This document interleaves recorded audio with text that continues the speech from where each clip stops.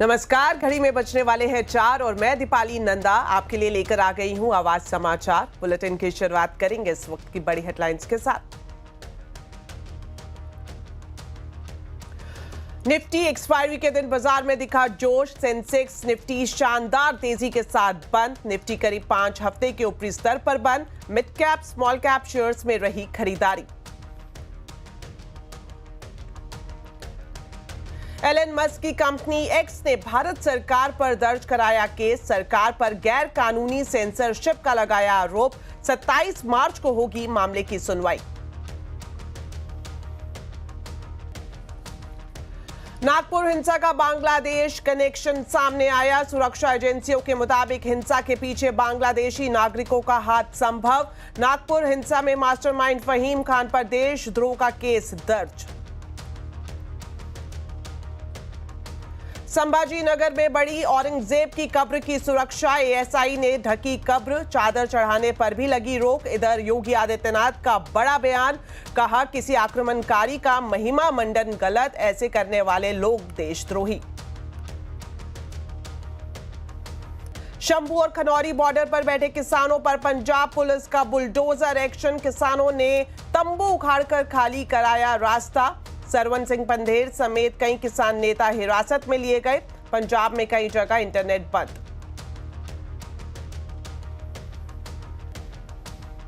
Actor Sushant Singh Rajput की पूर्व manager दिशा सालियान की मौत की जांच के लिए पिता ने खटखटाया बॉम्बे हाईकोर्ट का दरवाजा। मंत्री नितेश राणे ने मर्डर का दावा करते हुए आदित्य ठाकरे की भूमिका की जांच की मांग की। आदित्य ठाकरे ने आरोपों को बदनाम करने की साजिश बताया। चैंपियंस ट्रॉफी जीतने पर बीसीसीआई ने टीम इंडिया के लिए खोला खजाना। 58 करोड़ रुपए का इनाम देने का ऐलान। खिलाड़ियों के साथ साथ कोच और सपोर्ट स्टाफ को भी मिलेगा कैश प्राइज।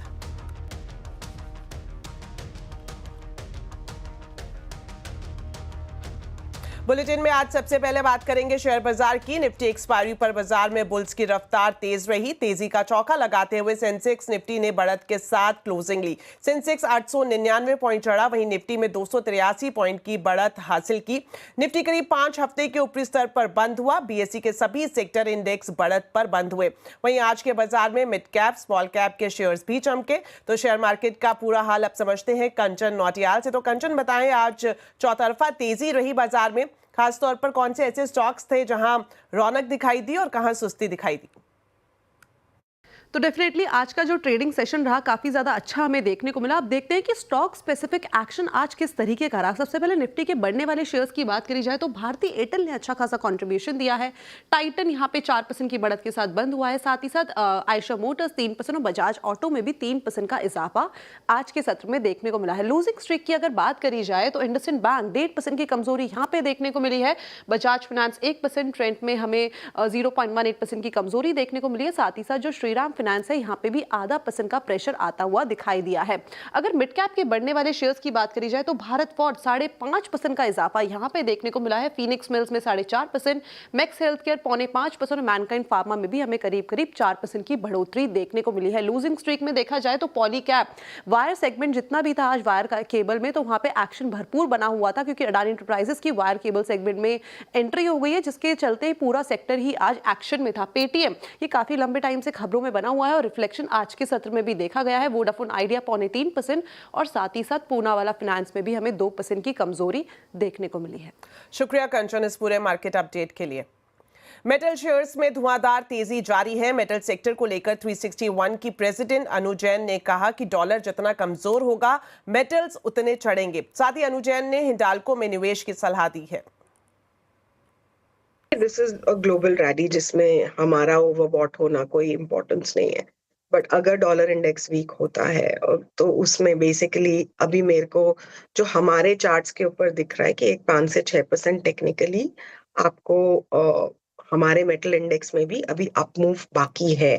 तो मार्केट के साथ ऑब्वियसली अगर हम 3-4% कंसोलिडेट करते हैं तो वो भी करेगा, बट यहाँ से अगर 5% ऊपर दिख रहा है तो आई वुड से कि सारे स्टॉक्स में है। चार्ट्स वाइज जो हमारी टीम ने देखा है वो हिंडाल्को का चार्ट बहुत इंटरेस्टिंग लग रहा है कि वो बेसिकली अगर बाय चांस आपको 660-65 मिले तो वो बहुत अच्छा लेवल है एक्यूमुलेट करने का, और ऊपर में अगर ये रैली चली तो ये आपको लगभग 780-800 का दाम भी दे सकता है।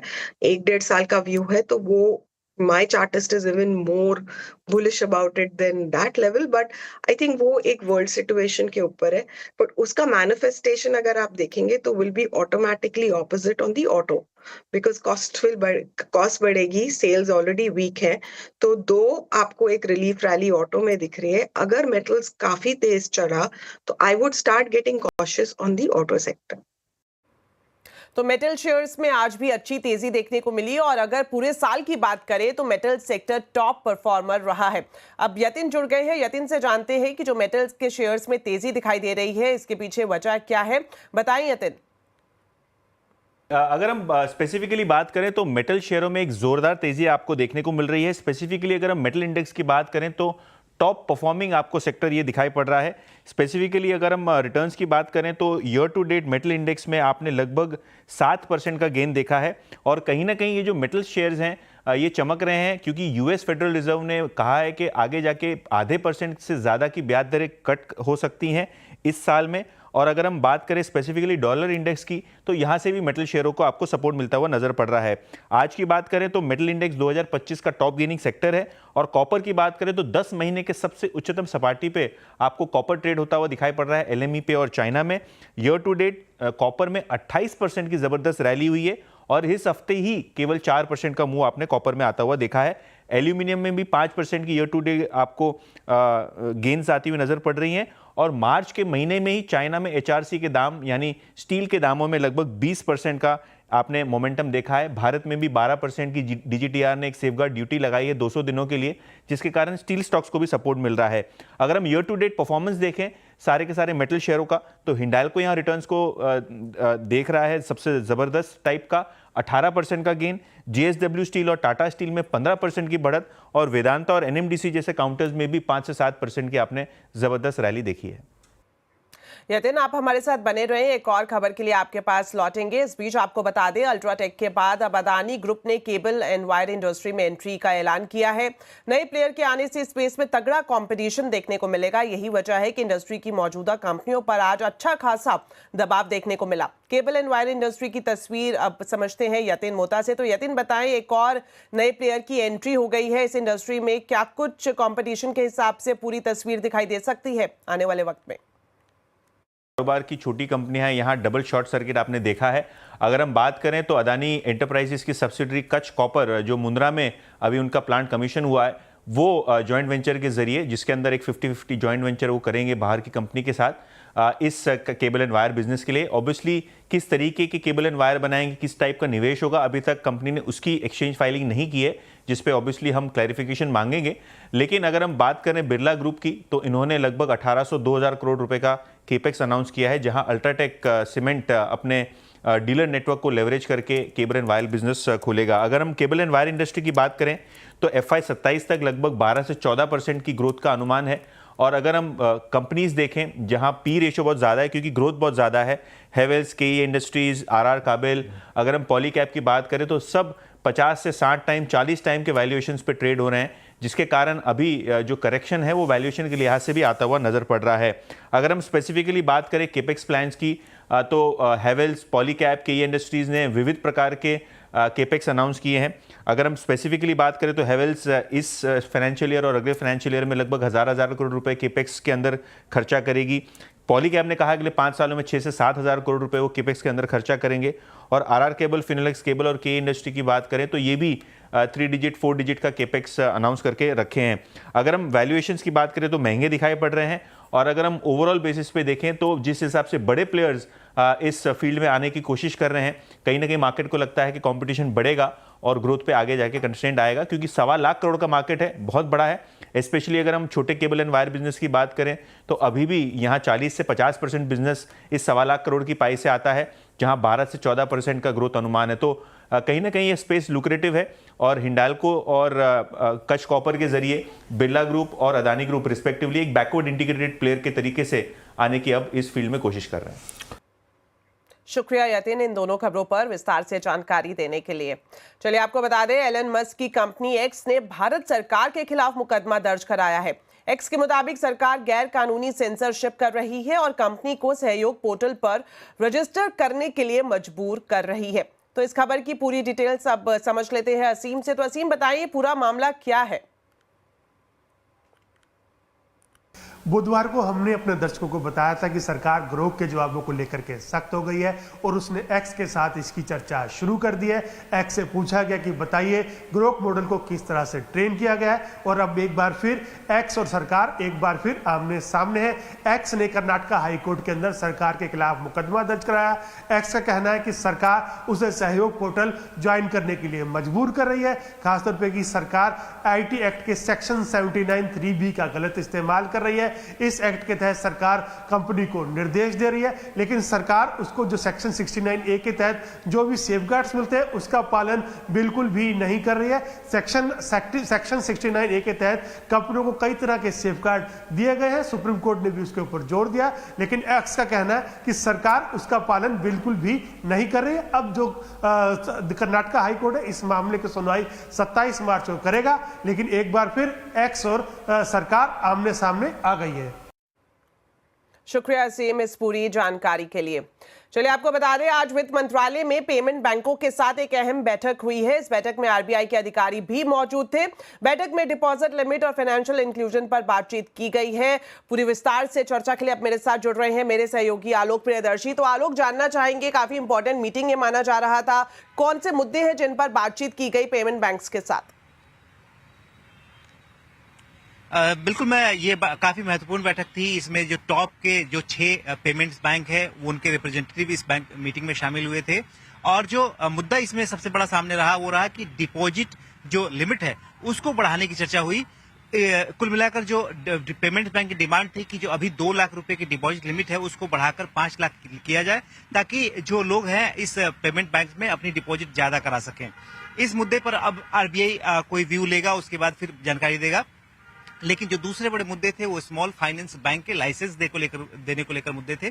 इस पर RBI से चर्चा चल रही है और आने वाले दिनों में कुछ बैंकों को हो सकता है कि स्मॉल फाइनेंस बैंक के तौर पर उनको लाइसेंस मिल सकता है। इसके अलावा जो फाइनेंशियल इंक्लूजन है उसको लेकर भी इस बैठक में चर्चा हुई है।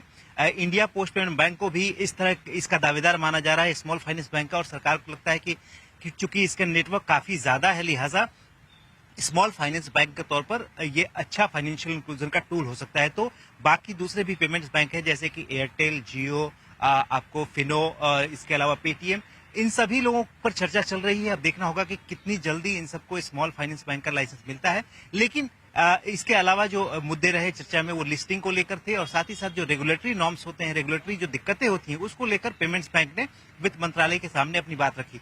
तो वित्त मंत्रालय की तरफ से जितने भी पेमेंट बैंक थे उनके फाइनेंशियल हेल्थ और तमाम चीजों को लेकर भी एक रिव्यू मीटिंग की गई, और कुल मिलाकर जो इसमें बैठक में बड़ी प्रस्ताव में बात निकल गई कि डिपॉजिट जो लिमिट है उसको बढ़ाने को लेकर चर्चा हुई है, और हो सकता है कि आने वाले दिनों में जो 2 लाख रुपए की डिपॉजिट लिमिट है उसको बढ़ाकर 5 लाख रुपए तक कर दिया जाए।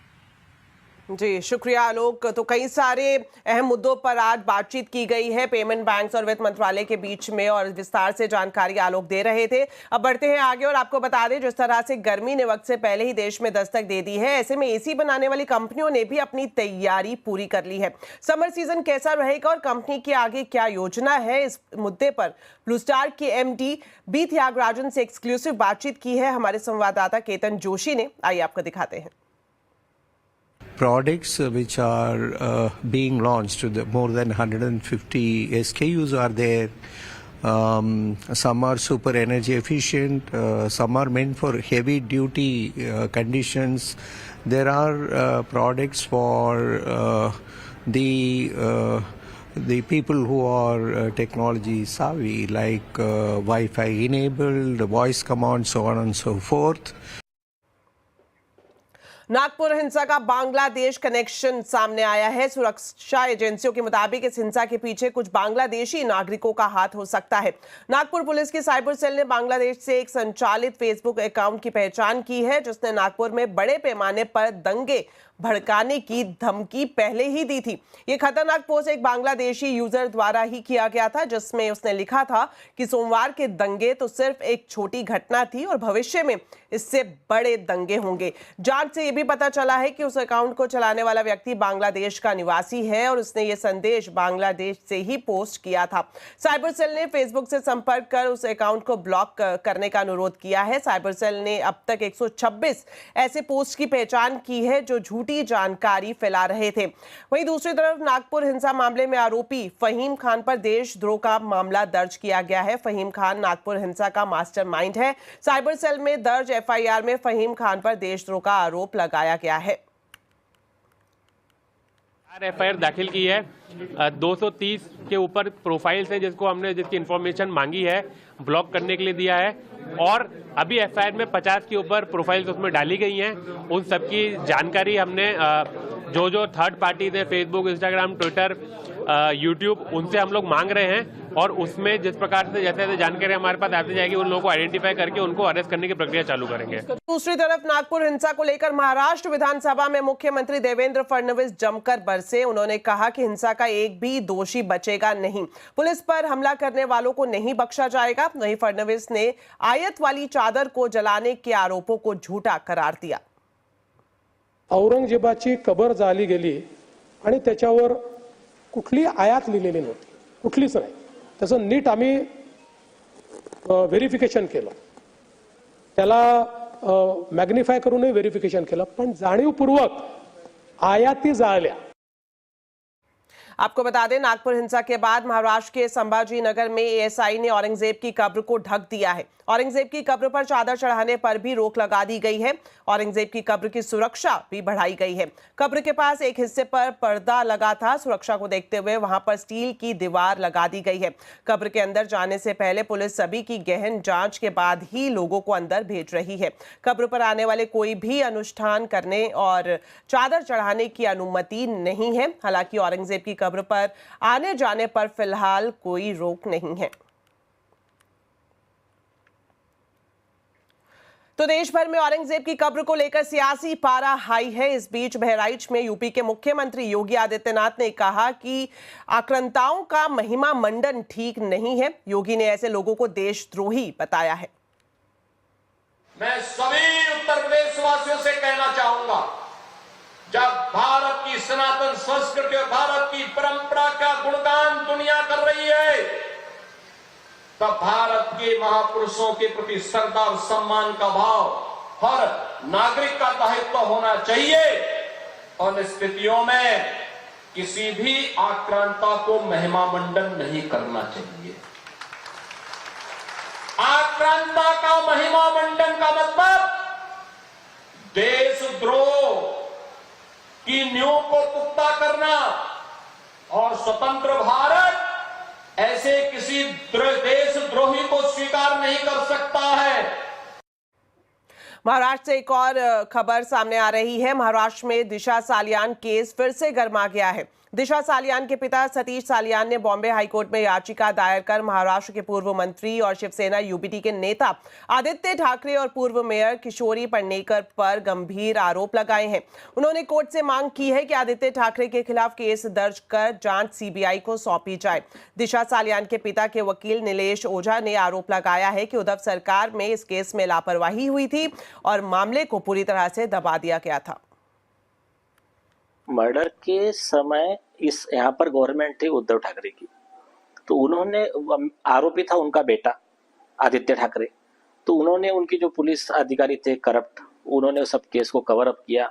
2.5 साल तक उनके सरकार में सब वही विषय रहा। 12 जनवरी 2024 को एक रिटर्न कंप्लेंट दी गई जिसमें Aditya Thackeray and other, Suraj Pancholi and other, सबके खिलाफ में गैंगरेप और मर्डर का एफआईआर रजिस्टर करने की स्पेसिफिक रिक्वेस्ट थी। सारे जो उस समय अवेलेबल एविडेंस थे वो दे दी गए।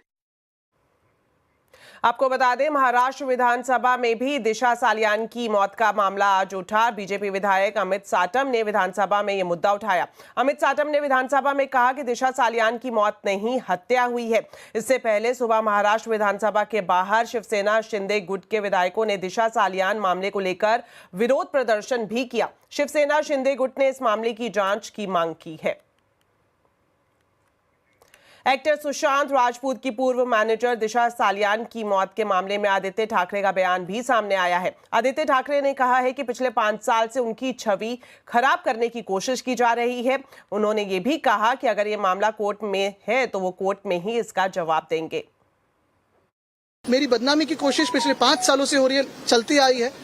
अब अगर कोई आज बात कोर्ट में है तो कोर्ट में जवाब देंगे। मैं तो लड़ते आया हूँ और अभी भी आप ही के लोगों में हूँ।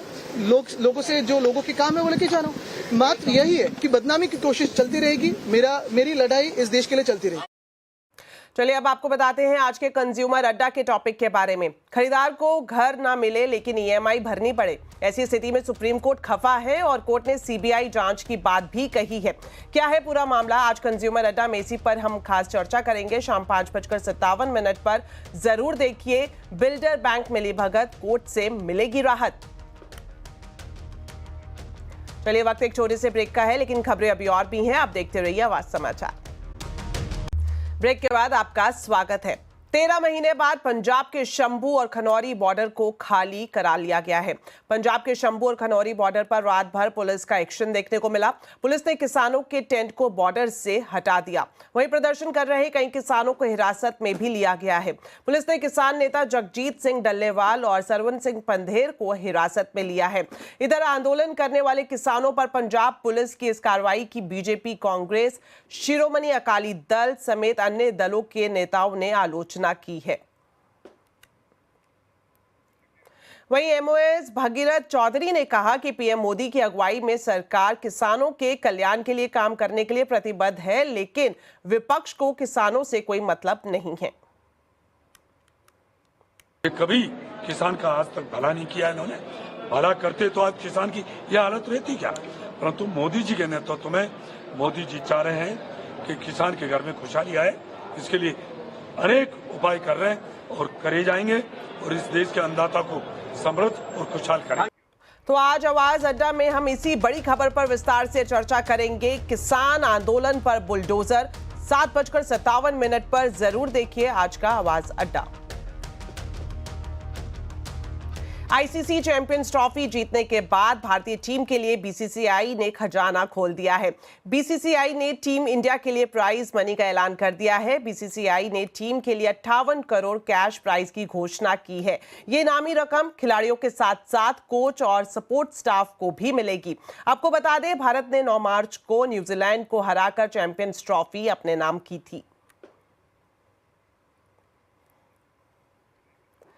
तो चलिए फिलहाल बुलेटिन में इतना ही। आप खबरों पर अपडेट रहें, सीएनबीसी आवाज से जुड़े रहें हमारे सोशल मीडिया हैंडल्स के जरिए। नमस्कार।